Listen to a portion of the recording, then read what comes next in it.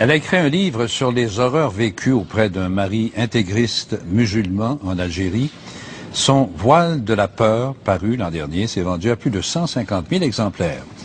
Samia Sharif sera au Salon du Livre de Toronto qui s'ouvre demain, de même qu'à celui de Montréal le mois prochain. Et voilà que pour la première fois, l'auteur et sa fille montrent leur visage à la caméra, ce que la peur les avait jusqu'ici empêchés de faire. Face à face, Sophie Bélanger.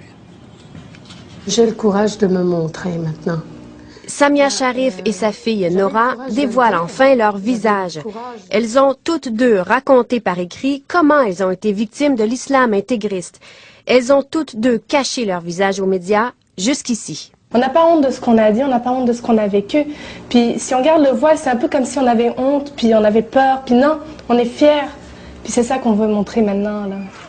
Née en Algérie dans une riche famille musulmane intégriste, Samia est mariée de force à un homme d'une terrible violence. Avec ses enfants, elle réussit à fuir son pays natal, mais pas la peur. En entrevue à Radio-Canada l'an dernier, elle exprimait ses craintes de représailles à l'idée de se faire reconnaître. On m'a tellement fait peur, on m'a tellement dit des horreurs durant toute ma vie que si on t'attrape, on t'égorge, si on t'attrape, on te coupera la tête, si on t'attrape... Montrer aujourd'hui leur visage aux médias n'élimine pas complètement la peur, mais c'est devenu nécessaire pour ces deux auteurs. Je me dévoile, j'ai plus peur, mais je veux affronter. Je veux aller de l'avant.